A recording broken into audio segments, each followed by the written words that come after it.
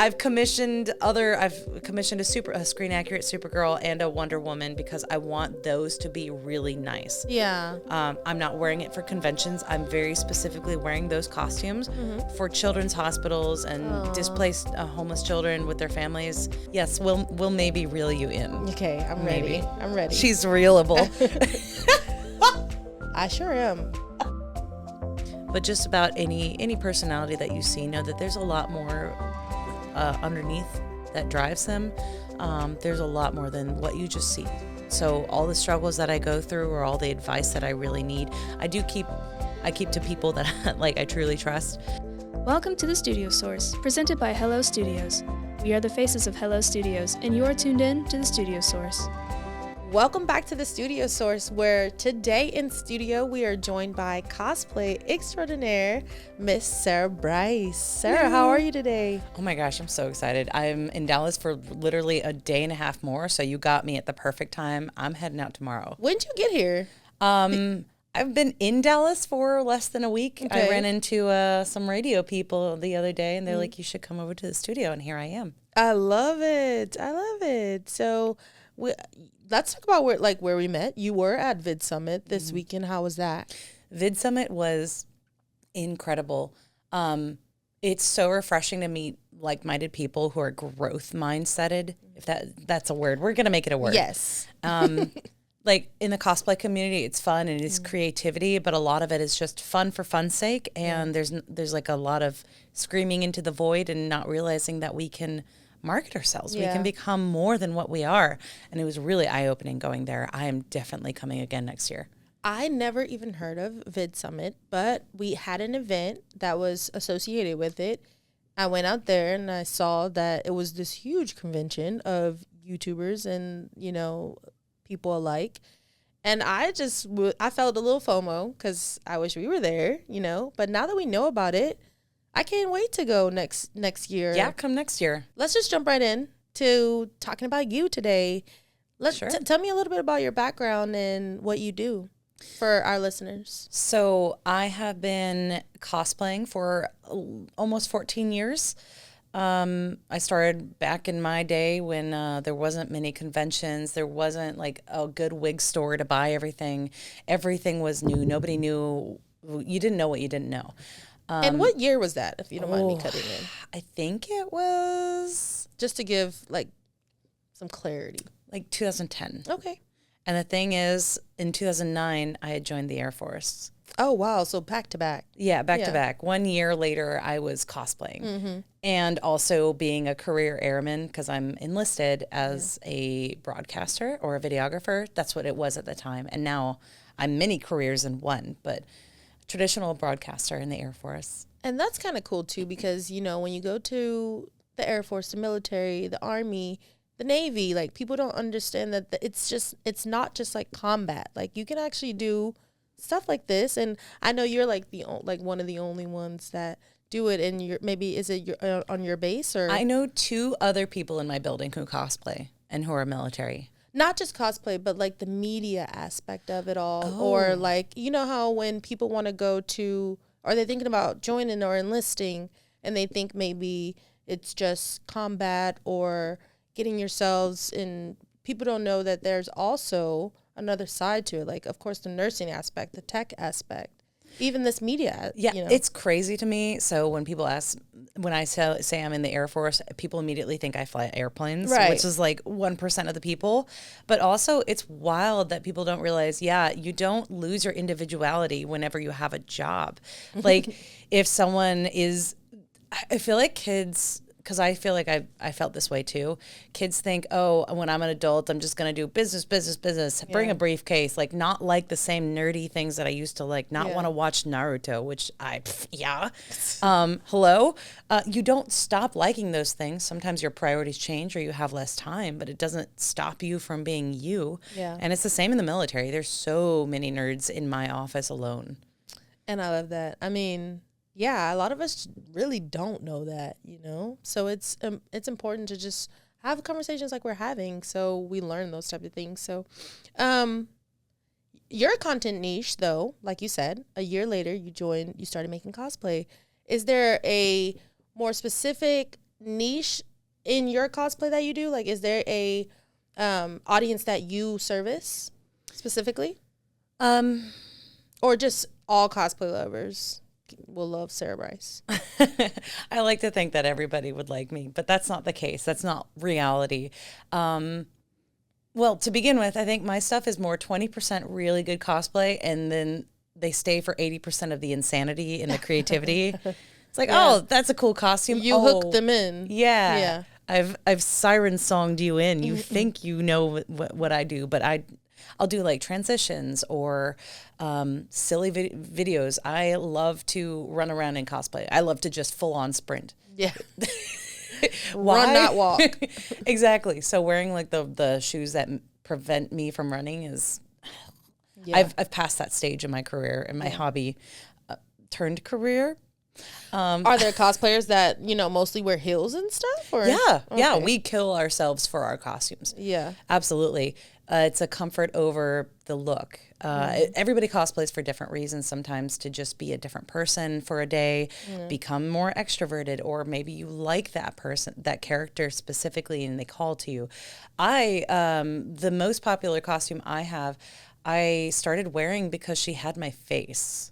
How, did y'all look alike, or? I watched the video game trailer for Resident Evil Village, and it was a teaser trailer. The trailer hadn't come out yet, and Lady Dimitrescu came up, and she's like this 9-foot tall lady with a big hat and a big attitude. And I said, "This woman has my face. This is the perfect cosplay opportunity. I have to take it. It's so cool." Do you remember when I was telling you about my other producers that work here? They said that they thought that was your favorite cosplayer. They know me so well. I was like, I don't know, y'all. If you're tuning in, I'm not that into I'm not of that audience. But talking to Sarah, I'm gonna learn a lot, right? Yes, we'll maybe reel you in. Okay, I'm ready. I'm ready. She's reelable. I sure am. I am. You can give me, you can show me anything. But let's kind of talk about your background and, growing up in your childhood and your adulthood. What were some signs that were like, okay, I'm going to be in this industry, whether that be military or cosplay or even media? I'm so glad you asked, because I have answers for both of those. I've always been like the artsy fartsy kind of person in the family. I have a mom, a sister, and a dad, and none of them really understood me, which is fine. Story of my life. Nobody understands me, Mom. It's not a phase. And it really wasn't. Yeah. It really wasn't. Surprise, surprise. Do they realize that now? Oh, yeah. Oh, yeah. They know that I'm coming over to this interview. I borrowed their car. Oh, I love it. To be like, Mom, Dad, I'm going to do a radio interview about cosplay. I love that. I said, go forth. Go, girl. My do your sister, thing. my sister shows pictures of me now to like her friends and other people that she meets at church or whatever, and some of them recognize me. You're actually a huge deal, and we're gonna get into that as we talk more. But it's so, I feel like there's one in every family that is. You got to have an artistic family member. Whether you think you do or not, like someone in your family is musically inclined, artistically inclined. So it's kind of everything for me. Yeah. I dabbled. I did trumpet. Oh, wow. And my parents got me the Pokemon theme song on trumpet for my birthday. Oh, I love it. And I've done trumpet. I was in the art club. I was in the anime club. I never tried out for theater, but I really wanted to. I have like a lot of people have been like, you seem like a thespian to me. And I go, thanks, but I'm not. You definitely do, though. I got that feeling. Well, I'm my own actor now. I do everything for TikToks. Exactly. So here you are. You Here I fulfilled am. that as well. I mean, sort of. Well, when I was a kid, I was just very artistic all the time. But also my military career is kind of in the same lane. So I went to the Strawberry Festival in Richmond when I was a really little kid. Yeah. And they had this booth set up for like kids to go up and pretend to be a news desk person and sit behind the desk and read the teleprompter. Like it was set up. It was so legit. Sounds legit. I was impressed. Yeah. And I didn't want to do it, but my parents pushed me to go read the script, and I did. And apparently I did so well that my parents were like, "Are you sure you don't want to do news?" And I'm like, no, I want to be a marine biologist. I want to be a nurse, et cetera, et cetera.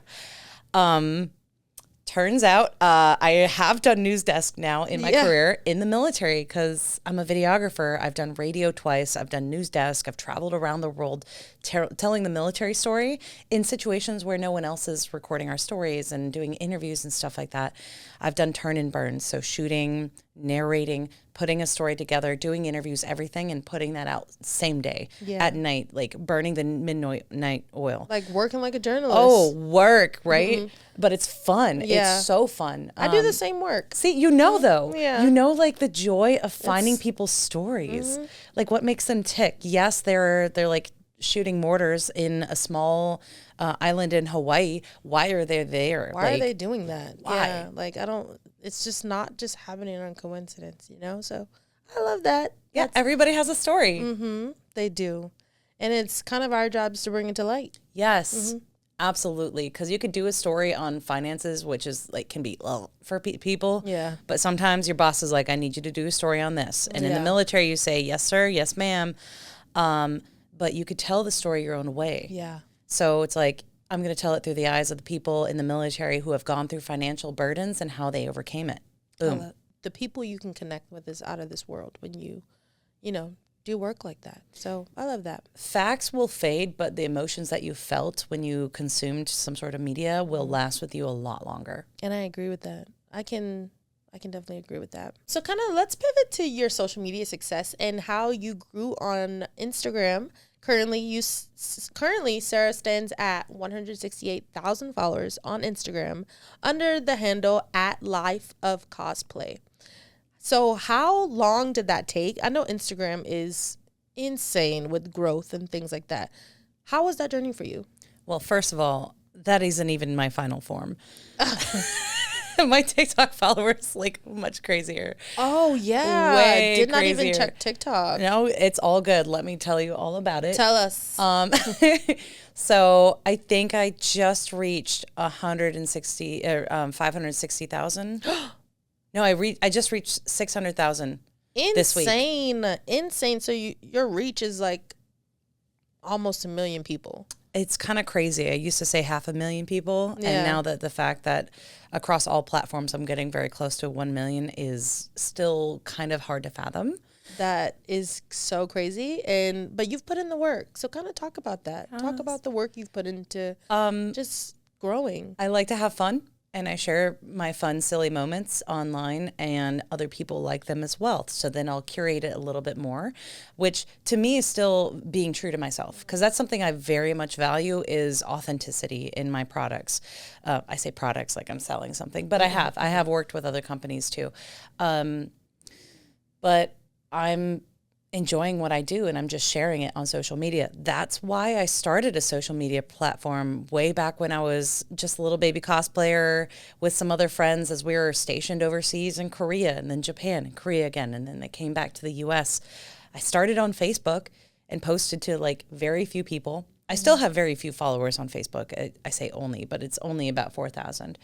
Instagram is much more. So then when Instagram came around, I just posted photos and just, hey, everyone, here's the stuff. When I started posting videos and people could see more about who I was and like what kind of crazy stuff I do, that's when my Instagram popped off, my TikTok popped off, and then I was afraid that TikTok would be taken down. So I started reposting. Like more than 2,000 of my videos got reposted to my YouTube channel under different playlists. And that constant posting for like a year and a half helped me grow to 90K where I'm at now. Oh, wow. So at first you were just repurposing content. Wow. That's amazing. Cross-posting. Yeah. Yeah, that's amazing. And then you started to make new content. And then when do you think around the time that you just started to make that new content, when do you feel like you, besides transferring all your content over, when do you feel like you became more consistent? Oh, I post every day. Oh, across all 3 platforms. So I'll cross post. I'll sometimes post on Threads too. I'll sometimes post on Twitter. My tweets are usually about cheese. But my jaw just dropped. 3 times a day on each platform. so I'll cross post it. So I'll download it from TikTok and then post it to Instagram and YouTube as well. Yeah. If I want to post photos, I'd post those on Instagram and maybe Twitter. And then you can cross post it to Threads. So a lot of it is the same content across different platforms. Minimum of once a day, but usually it's twice a day. So, are you a one-person team? I'm just a girl. It's just me. What is your strategy to kind of do that amount of work? I mean, for someone who I may tell, hey, you got to post 3 times a day on each platform. Like, what is your strategy? And you don't have to share everything. Of course, it's yours. Oh, you're fine.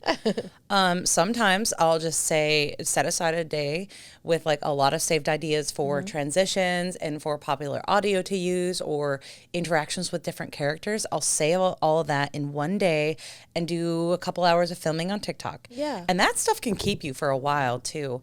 Sometimes I'll repurpose some old stuff and edit them into a different thing. I took recently something is almost at 1 million views on TikTok because I took 2 videos from 2 different years where the same guy was attacking me in the same costume. You kidding me? I was also in the same costume. So the coincidence was crazy. He came at me with a fly swatter and I'm like, oh no. And we both played the bit and he said nothing the whole time, which is even funnier. And here I am running away from him and screaming and he's just very slowly coming after me. Oh gosh. And it was literally 1 year, and then the very next year at the very same convention, both of us wearing the exact same costumes. And it was just lots and lots of people commented about that. Oh, what? And they're still commenting on it. They're still commenting on it. Insane. So talking about working like that's kind of an unintentional collaboration between the two of you, weirdly. Yeah. So besides him, who is your dream collaboration content creator, cosplayer?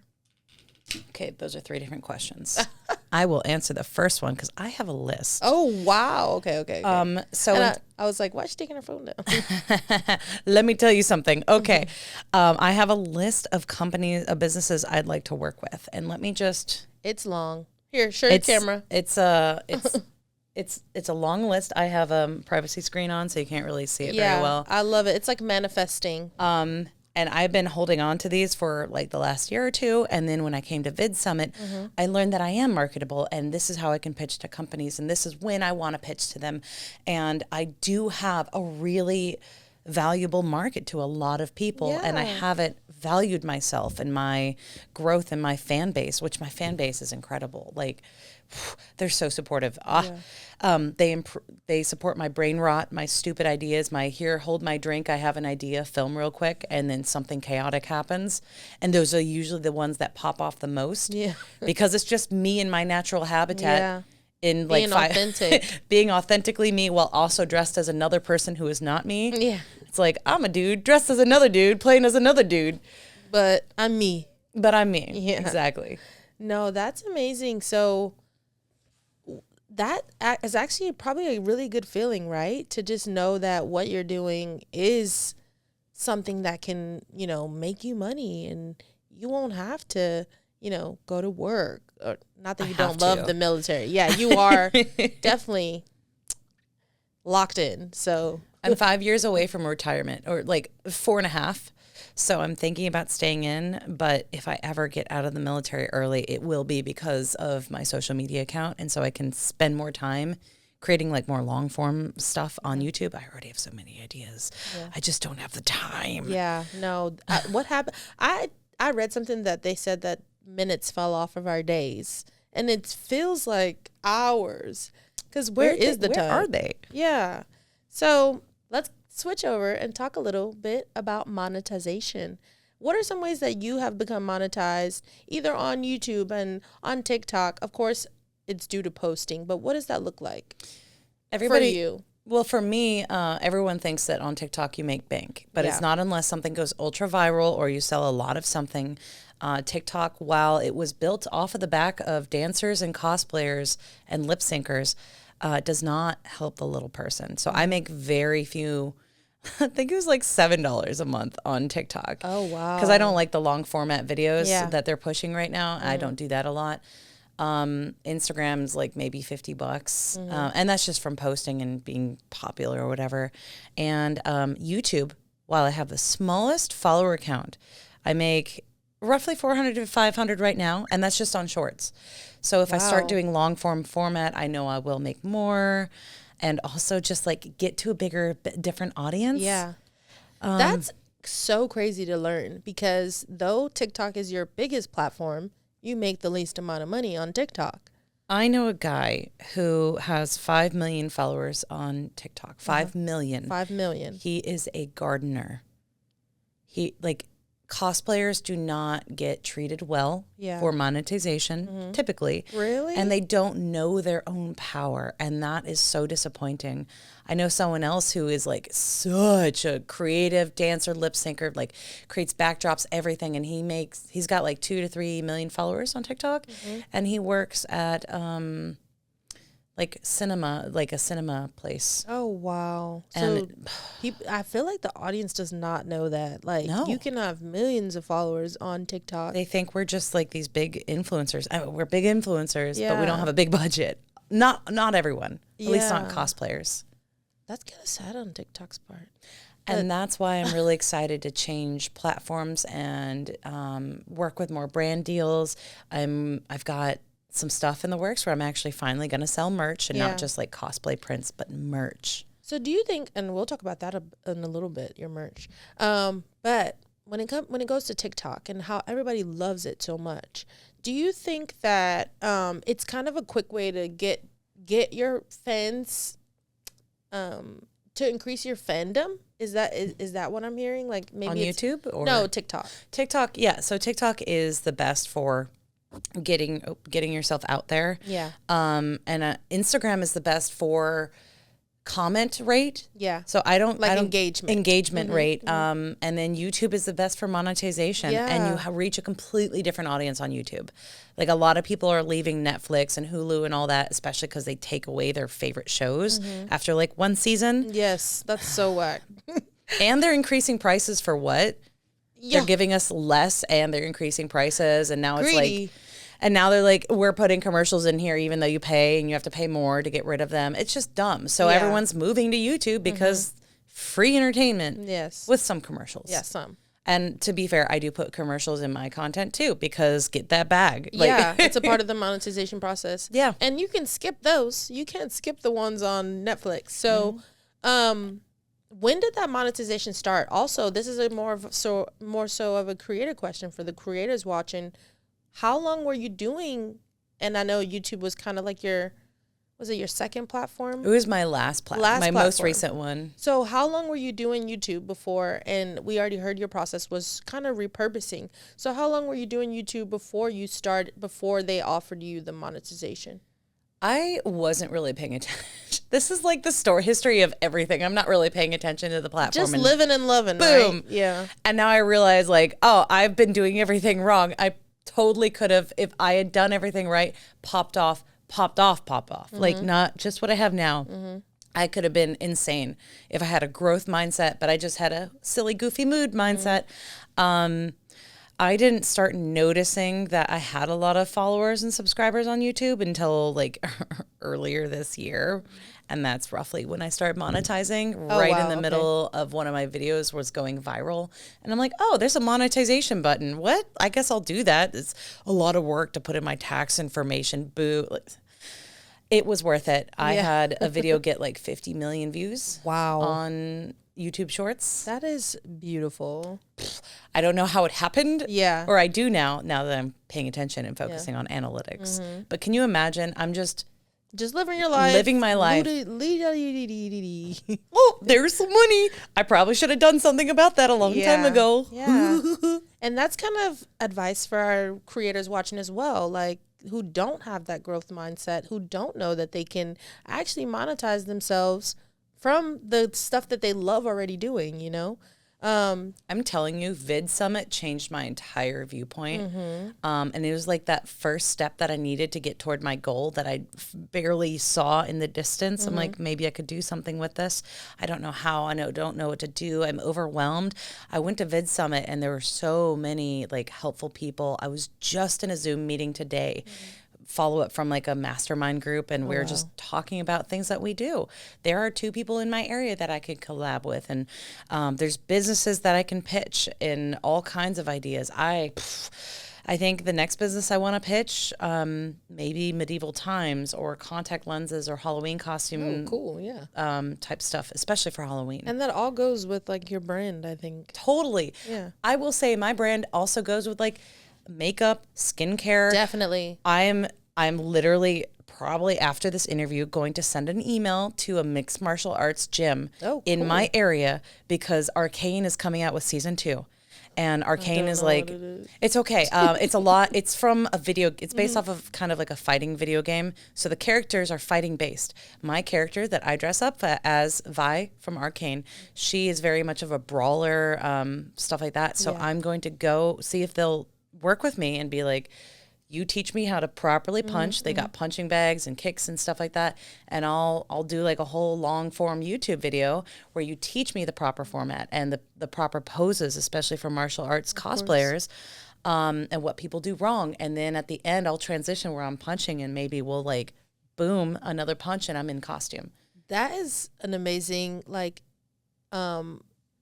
collaboration idea. Yes, and they might pay me. Yes, which came out of you just kind of marketing yourself and getting out there and networking. Yep. Were you networking before VidSummit? Or? I was not. The businesses came to me. Yeah. And anytime I was at a con and I saw another cosplayer, we would do a silly video, but I wouldn't follow up and I wouldn't see how we could like make it more of a long-term relationship or network. I'm just here for a good time vibe, you know? I've been contacted by Resident Evil and Oculus and stuff. Oh, cool. They did a collaboration. Huge. So they gave me the Oculus. They paid me to do a whole costume, get ready with me type thing. I've worked with Amazon Prime Video to promote the Wheel of Time series. Oh, wow. And I love that book series. It's so long. But like, I pitched an idea and they go, yeah, here's our money. Take our money. And you know why? It's because the reach that you've created. I probably could have asked for more now that I know my worth. But I just wanted my foot in the door and I had so much fun doing it. And okay, I feel comfortable saying this. But Say it. So Instagram poached me from TikTok. There was a whole thing when Instagram was promoting Instagram Reels. We know they do that. Tell us more. I am a witness, and I'm not going to say any numbers. Okay, I don't. signed a contract, and I'm not about to. I'm not about to make any enemies. Yeah, don't. But tell us the little tea that you can. So the tea, as we drink our water, is so they just emailed me one day saying, hey, we'd like to pay you for Instagram Reels, only posting on Instagram Reels and nowhere else on YouTube, no Facebook, no TikTok. Post 2 every week for so many months. And I have ideas coming out, like my brain, my ears, my nostrils. Like I have so many ideas that I can't even film them all. Yeah. So that was no issue for me. And they paid me twice a month for multiple months to post only on Instagram Reels. But the contract ended and you were able to go back to it was a good contract. And I still can't believe it. I thought it was spam and I almost didn't respond because I'm like, it's too good to be true. And now knowing my worth, I'd totally been like, yeah, this makes sense because I have all this worth and all this pull and power and stuff. Sarah, that's a lot of tea. It's a lot of tea without giving you like the full honey and the sweetener. You definitely gave us some lemon. Because everyone kind of knows that Instagram does that, takes ideas and things like that. TikTok is doing well, but TikTok was not taking care of their creators. And so Instagram said, they're not. Come here, come to mother. I love it. We love IG. We do. I am a big IG supporter now because of that. Like they care more about the creators. But has there ever been a time in your career that you wanted to quit? Or has it always been, I love this, I'm not going to stop making content? Or talk to us about that journey, because I want to know. Oh, girl, you just switched the vibe so quickly for me. Like, emotional whiplash here because, yes, there have been one or two times, especially when TikTok was being terrible to its creators, where I would post and post and post and post. And it was probably a me problem as well. I probably could have gotten better. And nobody saw my stuff. And it was right when I had about 100,000 followers. I think it was right before COVID hit. It was right before the Resident Evil Village video game came out, just a few weeks prior. And I finally posted my new costume, which is the Resident Evil character, Lady Dimitrescu. I posted a video of her and it popped off. It was my first like real content that had been seen and supported by so many fans. And it's such a long time that I was driving home after the photo shoot that I did with a friend for Resident Evil. And I had to pull over into, I think it was a Harris Teeter parking lot, and I just cried. And I was so grateful. I was like, I felt like giving up before then, and I didn't realize how much people seeing my stuff and encouraging me mattered. And so since then, I've valued my fans so much. Like if I don't have comments on my stuff, I feel discouraged. And maybe I don't know if that's the healthiest thing to do, but so you don't achieve success without support. Nobody does. No. Every successful person in the history of the world has had somebody in their corner. And when I felt like I was shouting into the void and no one heard me and no one appreciated all the work and the hours and the effort I put into it, it was just meaningless. Wow. Like, that's so real. That's so real. I feel like everybody along their journey, especially, I can't relate because I don't have that many followers. But I have heard from, big content creators that there has been a time that you may want to quit. So what are 3 things that kind of got you through that? And I know it was the Resident Evil pitch and them, wanting you putting that out. But like, what kept you going? What are 3 things that kept you going? Well, the comments for sure. My rabid fandom, my great supporters helped. I also found another person who does Resident Evil in my area. Her name is Luna Fox. Oh, I love it. And she's got such a great username. I love that name. No, it's not her real name. She likes to keep that quiet. But we did a lot of content during COVID, and we were just hanging out and supporting each other. And she's like, I'm one of her #1 fans forever because of that. I came to her crying for other reasons. There was like a misinterpretation of things online where people were turning their backs on me. Oh, wow. And I would come crying to her. I'm like, Luna, what did I do wrong? Like, what's going on? I think a lot of that is kind of COVID related, where people were a little bit up in their feels. Everybody was, including myself. So there's a lot going on. I cannot even believe we lived through that time that we think back on it. What was that? But I will say I got a lot thicker skin after that. And I think everybody, if you have a social media account, you need to have thick skin. You cannot let the comments bother you. Because imagine there's like 1 or 2% of the people who hate you, but then you have so many people who love and support you, and you're focusing on the negative. So the people who've gone through a lot of it on social media at this point, like you can tell they don't care. Like it doesn't bother them. The things that you might say to them, be like, I love your content. They're like, oh, thank you. They just take it at face value. I met a lot of people like that at VidSummit, and it was really refreshing to have so many people just take you at face value and not try and think that you're saying mean things, because they've been through it all. They're thin. Their skin is very thick. Yes. And like you said, you have to have that as a content creator. Yeah. Well, and I think, knowing from me, I'm an avid comment reader. Yeah. I'm like, I hope these people have thick skin, because the comments are crazy. Everywhere, It's rare that you come across a post that just has all beautiful, loving comments, So. You should go check out my comments, especially on Instagram. They are so supportive. And I love that. I love that for you. So let's get into the cosplay of it all. Yeah. This will be the section of cosplay for sure. I could talk about cosplay all day. So what was your first ever cosplay? And I know you started in 2009.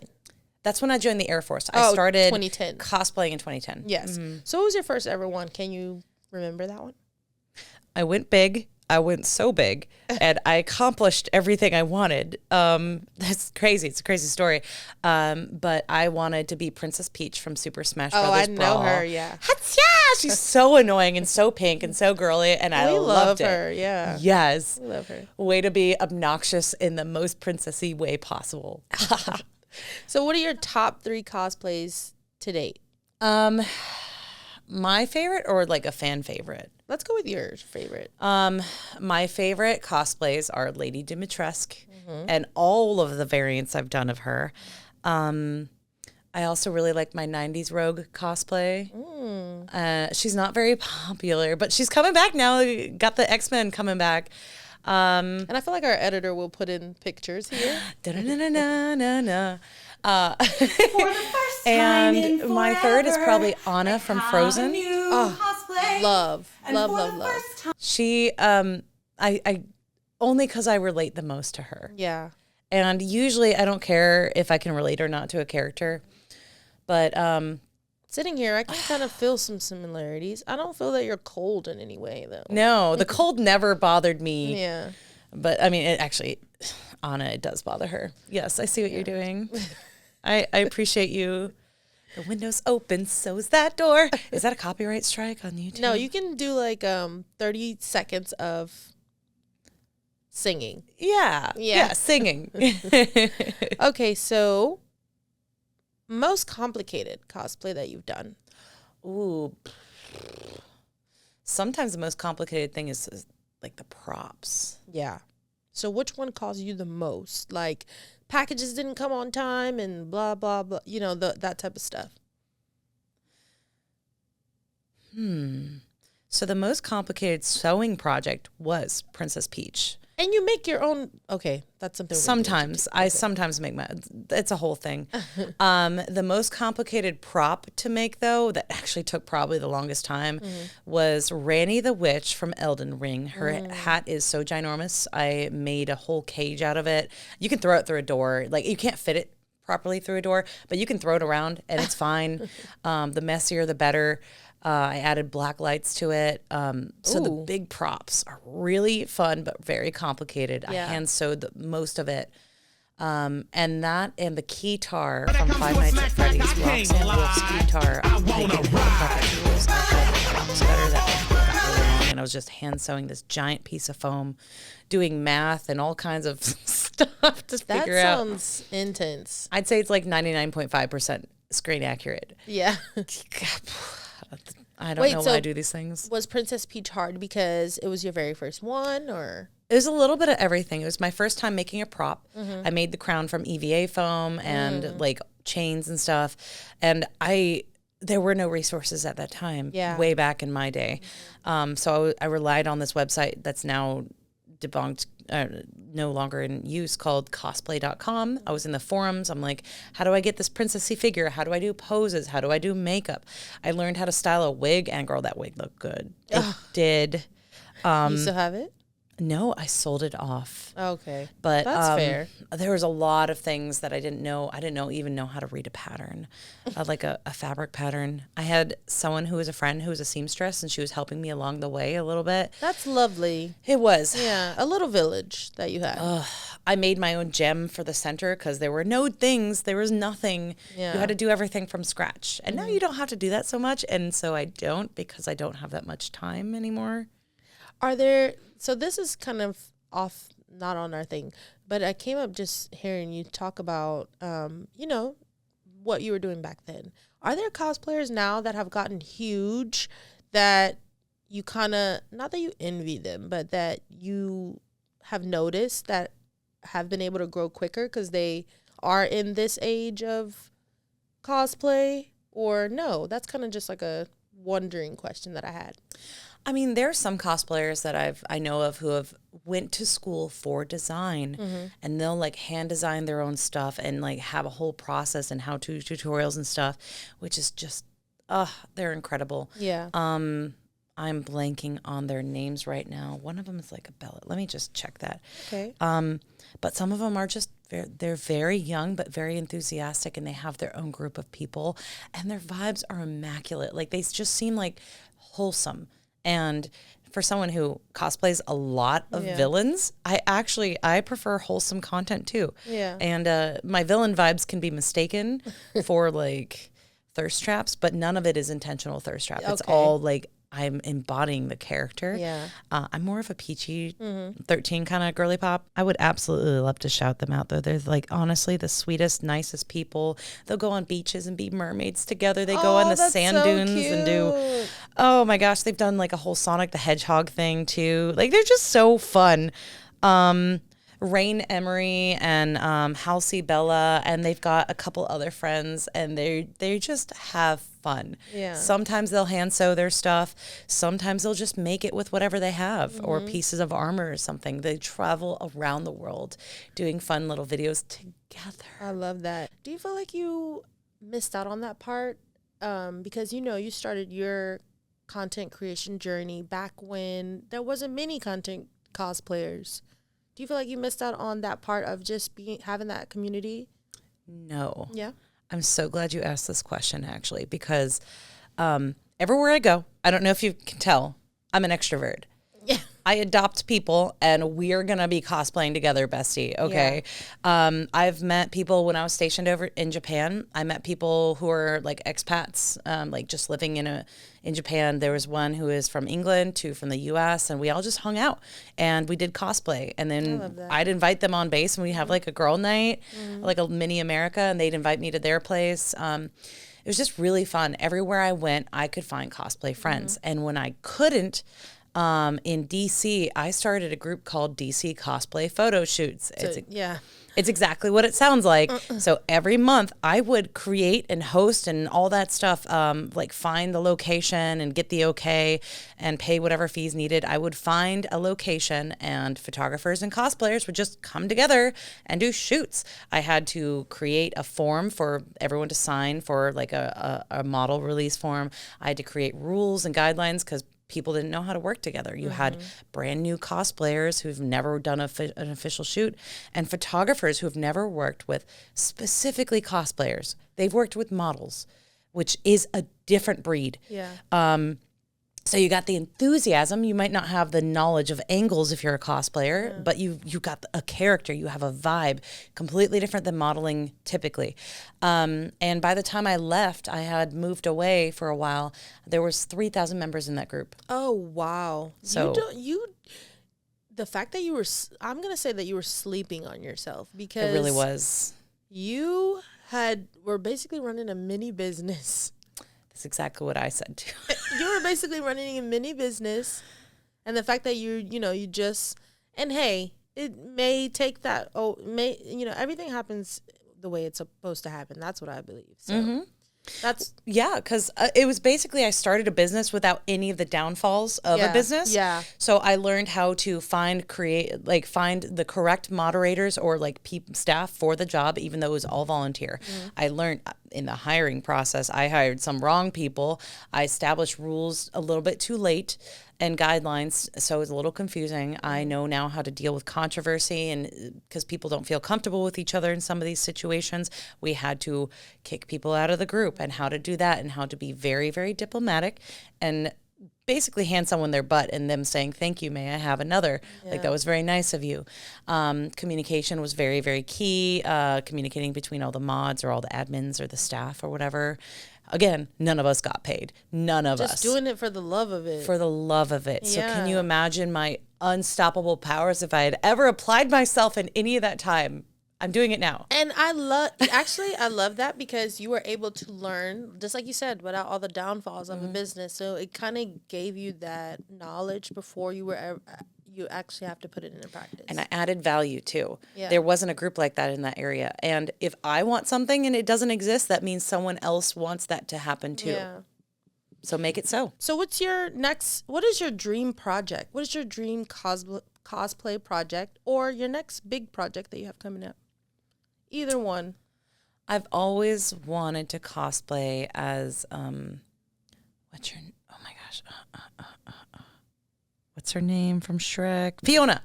Okay. I I feel like that would take a lot of like makeup. Oh gosh, this is a lot of makeup too. Like everything's a lot of makeup. But to turn to the ogre. Oh no. Not ogre. I'm just gonna nope. Nope. But the great thing about Fiona is she is very like unhinged. Mm-hmm. So I could also be unhinged and just like scream at birds and make them pop. Like it's so fun. I would love to see you do that actually. Yes. And just be normal, because I don't feel like we don't get a And lot she does of martial arts too. Yeah, Like, she's so cool. Then they turned her into an ogre. Whatevs. I guess they needed something for their movie, but she was a really cool girl. In the second movie, she's permanently an ogre, and she's like the leader of this clan and everything of fighting ogres. So she's just like this bad, awesome, girly. Look at me not remembering the sequel. It was forever ago, to be honest. Yeah, that would be a really cool costume. So how do you make your cosplays? How do you do that? Do you make them? Do you buy them? What is that process? I'm like a hybrid cosplayer, if you will. I've had a very bad relationship with sewing machines because I was cheap when I was young, and so I had Who isn't? Oh, so I had that $99 sewing machine. I had threads that were like old and breaking on me, and I just do not like sewing. As a result, I have been a little bit too scarred by sewing, and that's my fault. So I try not to sew if I don't have to. I still do sew occasionally, like props and things, or add things to a pre-made outfit.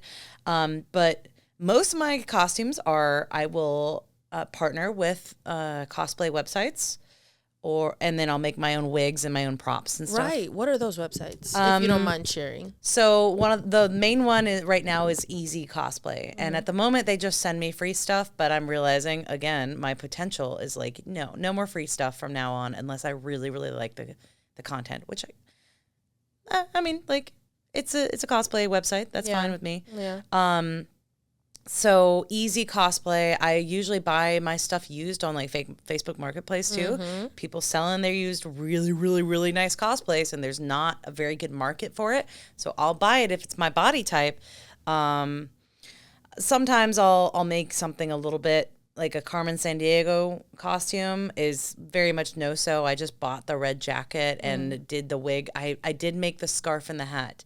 But everything else was just like you can get a skirt from the store, you can buy some shoes, done. Easy. So, but how long does that process take? Like from idea inception to cosplay finished. How long is that process for you? How long would that typically take? I make things difficult for myself. My most recent costume was a character from Has Been Hotel. Her name is Lilith. She's like the mother character of the main character, but we don't know much about her yet. I had some 3D printed horns and they wouldn't attach, so I tried to figure out magnets, and the magnets were very heavy and giving me a headache. Also, magnets not really good. We all have like a polarization in our body, and I put it right next to my brain, these giant magnets. Oh gosh. And I was miserable and almost sick. Almost no. immediately. I don't do that. Don't put magnets right on your brain. But I had to style the wig, and I was very, very particular because I wanted screen accuracy, and I made myself way too much work. I crimped a giant long wig, and then I crimped a second long wig and added it to that wig. What? Girl, I couldn't even like if I sat down, I would sit on my wig. Oh, it was like a 50-inch. It was. It was I think it was like 55, 60 inches. Oh wow. Yeah, and I had to A straighten it baddie all. dream. That's a baddie's dream. It was a curly wig, so I straightened it and then I crimped it, and I don't know why I did any of that stuff. I'd made myself way too much work.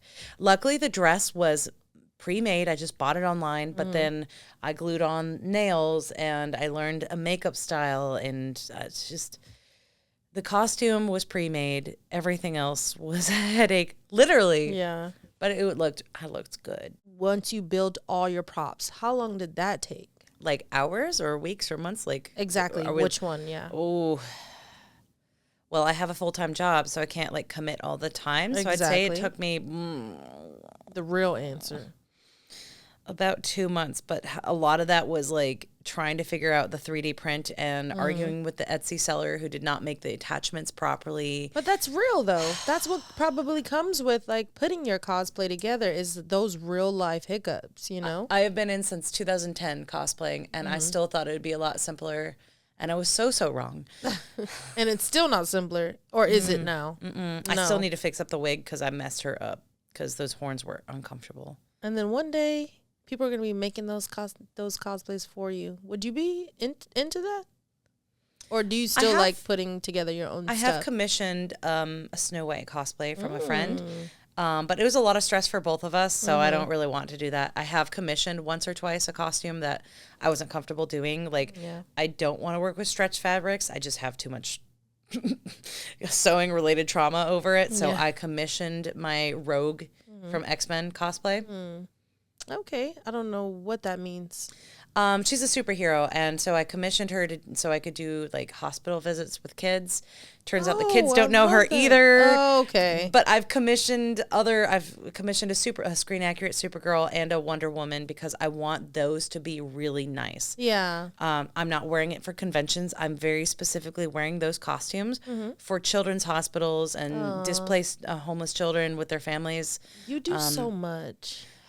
I am now just realizing that. Yeah, no, in a beautiful way, though. Like, you're still taking time out to give to, kids in hospitals. That's the most important thing to me. Yeah, the charity of it all. Yep. And, there's just so much to talk about in so little time on this interview, So let's just keep going with the cosplay. Yeah. Because we got a little bit more there. And then I have some other stuff that I want to ask as well. But think of that person that is just getting out or they're, just figuring out anime and they love it and they want to start cosplaying. What are some tips, maybe one or two tips that you would give to them that you probably didn't get from, someone? I'm so glad you asked this. I get asked this a lot by people who just want to start cosplaying and don't know how. There's something called closet cosplay where you walk into your closet and you're like, what kind of looks like a character that I could wear? Like, for instance, there's some Pokemon characters who have very simple outfits. Yeah. Boom, you're a Pokemon trainer or something. I wore to VidSummit one night, I wore kind of like a rainbowy, fun-looking dress that looked very much like Miss Frizzle. Oh, it was almost like an incognito cosplay where I had my hair up in like a messy bun. And I had some fun shoes. So it was giving Miss Frizzle, but it wasn't fully Miss Frizzle, but the people who knew recognized it. So that's the easy, that's an easy entrance. It's called closet cosplay. I love that. You go into your closet. What have I got? It's a cosplay now. To make into, thrifting is another fun thing where you can walk around and be like, okay, I need some red pants for whatever reason. Yeah. And then the third option I would say is find a character that you can really relate to. And if you have more than one, good, because choose which one looks simple and then just buy it online if it's there. Yeah. There are plenty of stores now where you can buy them. For sure. So what has been your favorite convention that you've gone to? Your favorite one? Oh, my gosh. Choose one. I know you have a lot. I want you to choose one. Dig deep. This is going to sound so bad. Because I've been cosplaying since 2010. Yeah. Everything's kind of a blur. In DC, there are multiple cosplay conventions I go to every year. I've probably been to like 100, 150 conventions. Oh my gosh. Saying it out loud. Oh, I mean, I've gone to cons in Korea that were every month or every other month. Same with Japan. Yeah, so you were avid. Oh, when I say my username is Life of Cosplay for a reason. Not playing. I'm not playing. Anything in my life cosplay related goes on that page. I've made it like a second job without getting paid. And now finally I'm about to get that bag. I'm going to start working on it. Yes, as you should, because you deserve it. Thank you. Okay, so we've talked a lot about your fans and how much you love them. And I see that, how much you love them, how much you're grateful for them. Are there any boundaries that you have to set between you and your fans? And what does that look like? So there's a term that I recently learned about called parasitic relationships, or parasocial relationships, where the online persona or personality or the person you're talking to, you feel like you know them really well because you see hours and hours of their content. I go live. I talk to people all the time. So they know me a lot more than I know them, but now they feel like they're besties with me. Yeah. And so they will push boundaries. They'll ask me for things. Just, hey, can you come to my school or whatever? Can you come to do this thing? And I'm like, I don't have the time. If every single person who's a follower knew that they could do that and I would say yes, I would have no time in my life. I would have no career. I just don't have the time. Yeah. I'll have people asking me for like foot pics and Oh, stuff. gosh. Occasionally, and that's an auto block for me. Hey. Usually they don't even follow me, so I'm like, they're just kind of could fishing for any yes from any creator. Thankfully, my followership knows not to do that stuff. Yeah. But occasionally I'll get somebody asking for something that pushes the boundaries. They'll ask if I have an OF. And here, I only post pictures of fans. Literal actual fans. And I tell Don't them. give them the secret. I'm like, there's no content. I will tell them ahead of time. I have 2 subscribers. Oh, on I'm like, there. literally, there's nothing here other than pictures of fans. So all you'll see is like my hand. Yeah. But I mean, OnlyFans it could be like maybe your. I'm not about to do that. I'm like more family friendly, Yeah. PG-13, wholesome type content. I don't ever want a real account, but I'll put fans up there, and apparently 2 people will pay for it. And it sucks though, because actually OnlyFans is for content creators. It doesn't have to be that way, and but it is. sucks that that was overtaken and it turned it into That's what something Patreon's for. Yeah, of course, Patreon. Yeah. And poor OnlyFans, they let whatever. Womp That's feels that's bad. a different conversation. So I tell do us have a about, Patreon. because you go to conventions a lot. Tell us about like things that people should not do. What are some don'ts at conventions? You're very excited to see a character, your favorite character. Do not touch them without asking. Ugh, Ask, that's can a I get a big hug? one. A lot of it is younger people, and it happens in every fandom. The fandom gets big enough, you have like rabid fans, and they will tackle hug you or a glomp. They'll touch you without your consent. I have people all the time. They ask for a photo. I say yes. They'll put their arm around me. That is a boundary for me. I don't want you to touch me, so I'm gonna make it awkward for both of us because you didn't ask. And I'd be like, oh no touching, and they go, oh. Yeah, it's awkward for you now because you didn't ask. Yeah. But that's just something when people assume that they can take a picture with you. A lot of people assume they can put their arm around you. Yeah. That's not for me. And yeah.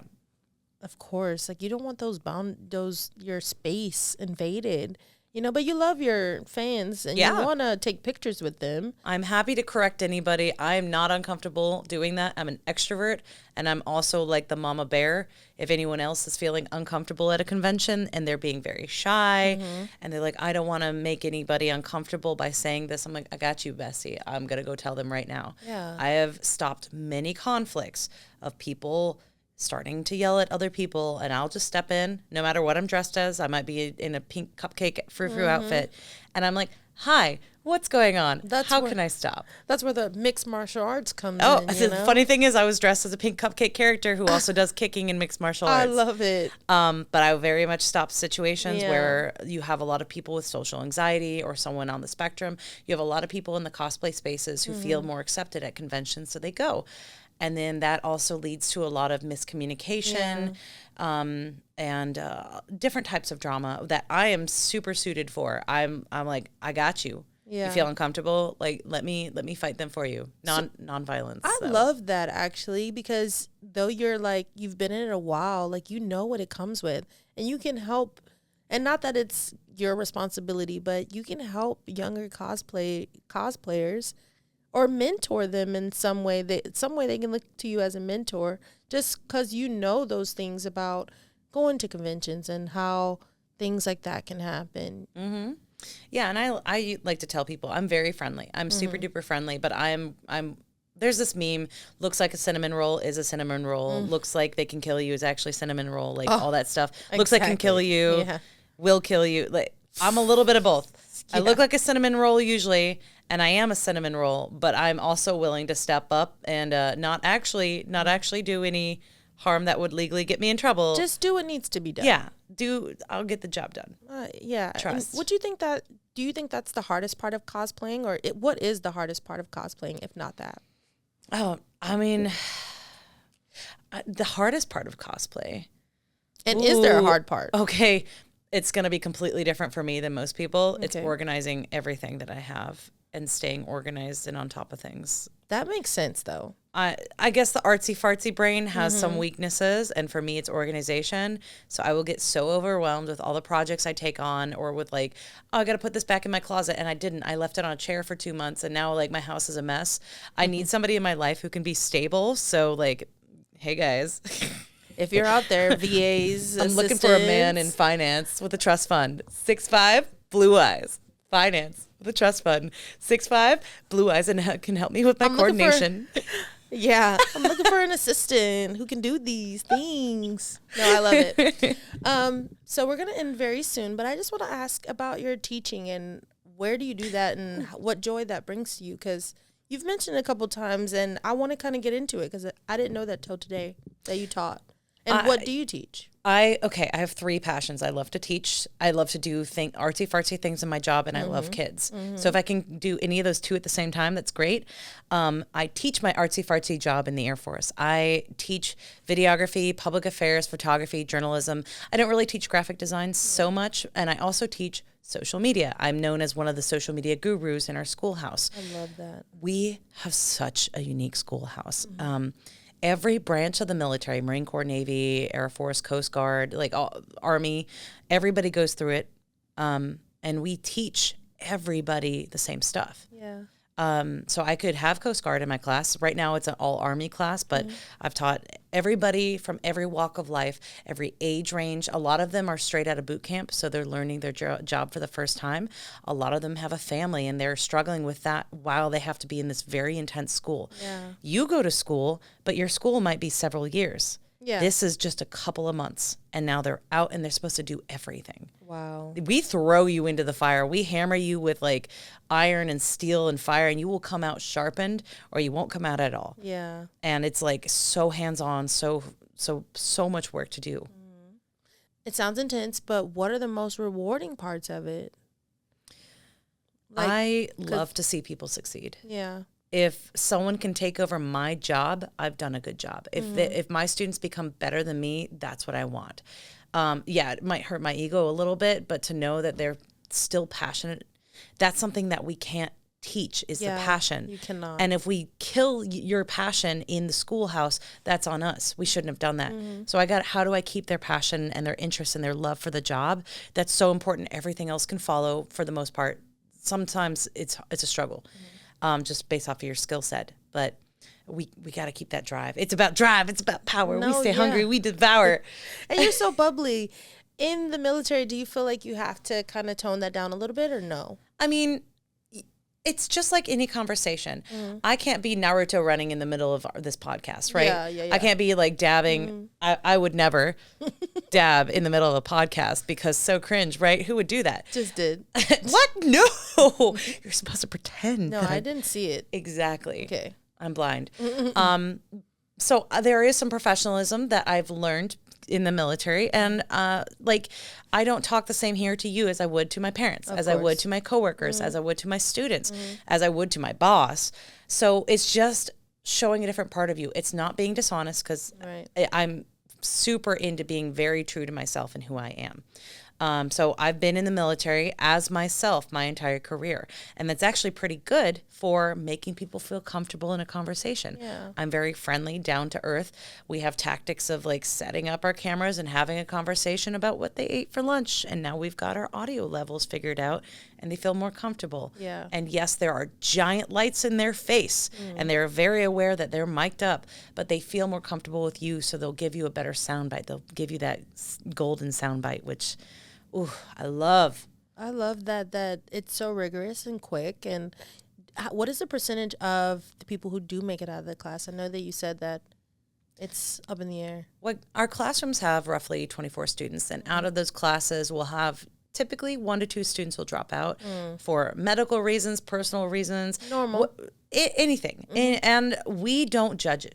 Yeah. Our team, because it's a team of teachers for classroom, we make sure that we don't judge them. Yeah. If you drop out, you drop out.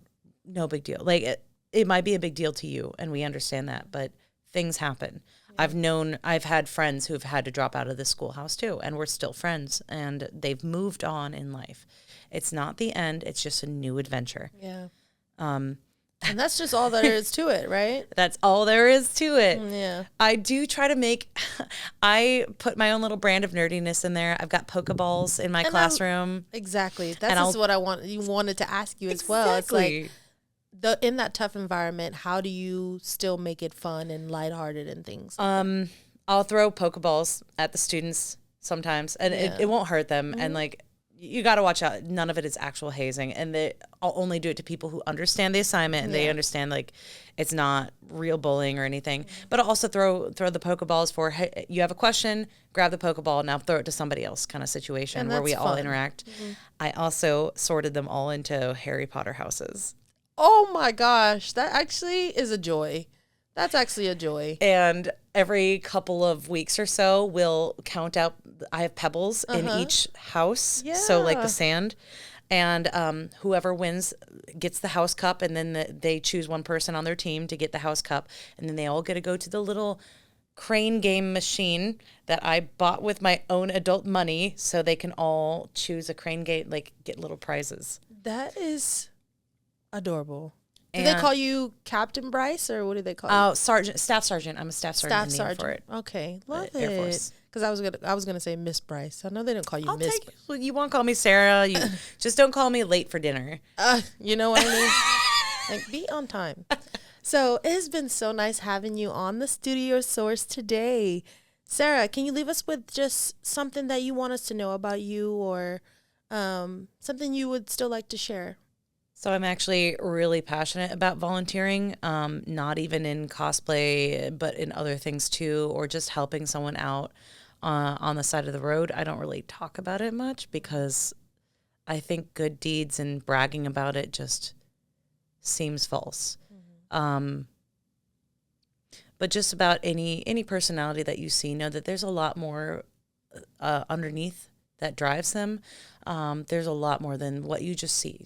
So all the struggles that I go through, or all the advice that I really need, I keep to people that like I truly trust. Yeah. But there's a lot more to everybody, just like there's a lot to you, the things that drive you. I'm sure that you are so interesting to learn about, and I'd love to pick your brain apart and learn all about you, but I can't. And so I would also recommend to followers not to try to delve too far, and just to respect people's personal space. Yeah, that's important. And I like how you worded it. And before we get out of here, because I just had another thing come up, I just want to know a little bit more about how you got into working with the kids at the hospital. Oh, that was a blessing that fell into my lap, because I had started DC cosplay photo shoots. There were some volunteers at local children's shelters and hospitals that were like, does anybody want to help with this? And because it's an easy way, there are 3,000 members of this group. So obviously you pick, and some people might say yes. If you want to do costumed volunteering events for children especially, you have to be mentally ready to be on your game the whole time. Seeing a child hooked up to monitors and then just being out of it medically, or being very obviously in pain and not smiling and running around, can break your heart if you're not ready for it. It's not everybody can do it. I've been to homeless shelters where the kids have been out on the streets before. That was the roughest for me. Wow. Because these kids are not acting like kids anymore. Yeah. Like the kids in the hospital is rough. The kids who are acting out and you're like, that's not normal for a child. What have they been through? Because they've been on the streets, and you know they have seen some nasty things, and some nasty things have probably been done to them. That breaks my heart the worst out of everything else. So if you ever do volunteer like that, have some grace for the children, because they might act a little bit off, and they're kids. They're just trying to survive. But I now have another volunteer group that I'm part of in a different, like the Children's National Hospital in DC. They are actually asking for an event in September that I might volunteer for with superheroes. Oh, I love it. No, it's in October. And I've got like 3 superhero costumes lined Ready up. to go. Yeah, because I mean, the only reason I have these superhero costumes were for children's hospital visits. I'll sometimes wear them to conventions, but they're almost exclusively in my closet any other time. Because the kids know those, they definitely know them. Yeah, Supergirl and Wonder Woman are the main 2 that I have. For princesses, I have a couple, but they don't usually do too many princess visits. I'm just happy to help. I'm happy to be here, and I'm happy to be included. And I feel that from you. The humility and the humbleness of it all, I definitely feel that from you. But you're going places. You're going big places, of course, if you keep going and being consistent. So I just want to thank you again for coming onto the Studio Source, and tell our audience where they can find you on social media or wherever.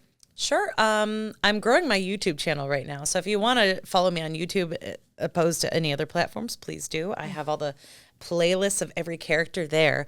But I also have an Instagram. I have TikTok. It's all at Life of Cosplay. One word, easy to spell, easy to remember. I also have like a Facebook. I have Threads. I have every social media platform. I'm probably there. I have a Patreon. I technically have a fan of only, where I only post pictures of fans. A fan of only. You gotta be careful with wording online, because they bleep you out, so you can be monetized or not. But that's what I got. Secrets. She has all the secrets as well. I hide them all in my hair. Well, I've been Kirsten, and this is the Studio Source. We'll see you next time. Bye.